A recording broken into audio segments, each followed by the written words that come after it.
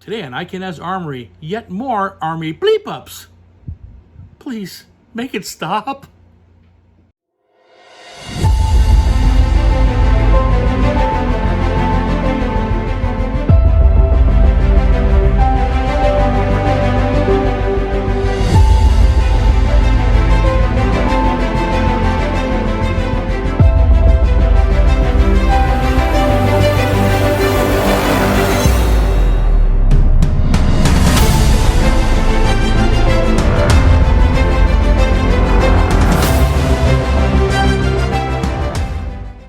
Okay, so this time I'm going to try and group some of the scripts together. The first few are all very similar, loose wires hanging out. The first one you can see that little tail hanging out of the B-line could easily short to the bracket and cause a grounding issue. This is an epee. Again, it's clearly could short to the bracket. I mean, if you look at this B-line, it's damn near touching, and the A-line has no insulation coming up through the bracket hole, so again, it's going to short. Again, the insulation must go up to the socket receiver, which this is not. Again, going to short to the bracket.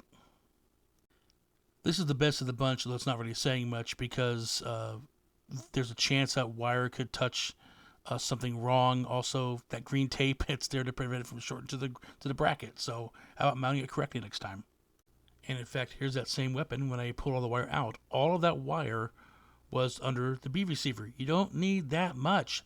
A 3/4 wrap is sufficient, one at most. You don't need to use all the wire.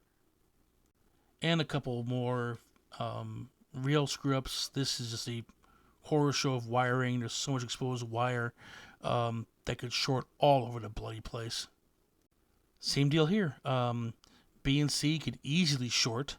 It's horrible. I mean, that's why the insulation goes up all up to the solder joint, so it doesn't short.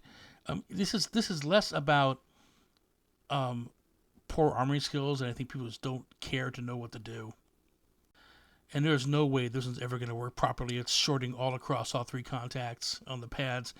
I actually want to redesign this part of the Favero to have some more space to actually work with, so to minimize this. It's easily done as I get on it, but it'll fix the problem. Now, this is an interesting one that hit me recently. If you look at the left side with the completed plug head, you can see, if you look at the base of the pins versus you see exposed wire, and then you see the insulation. It worked perfectly fine, but there's so much exposed wire it could short across. And also, if you look at the right side, you can see exactly how they short the wire. Burning's not a good idea in this case. Their wire strippers exist for a reason. Next time, use them, please. Please beware when your epee tips come apart. This is not going to function right. I'm amazed it was even intact, but it's fixed now. But yeah, that tip's gone. Remember the last video where I had some folks who had only partially stripped the wires? Well, this guy didn't even try. I mean, there's no way on God's green earth this is ever going to work. Come on. Learn to strip the wires properly, guys. That's ridiculous. Sigh. Insulation must go all the way to the socket bracket, guys. It doesn't stop down there. It goes all the way up to the socket receivers. This is bad. It's not legal. It's going to ground like crazy. Ay, ay, ay. And I saved the best for last on this time. This is a well-loved, well-worn cord. This is not checking it. This is bending back and forth and wearing through. It was under the tapes. You couldn't see it. If you look at the meter on the right side, you can see all the crosses, CA, BC on both sides. This was just unbelievably bad. It's obviously fixed now, but this is why I have a job. This is why you should check your stuff. If you don't have the means to, when the armor like me is around, ask us. We'll check the stuff and get it fixed. And trust me, there's even more screw-ups coming.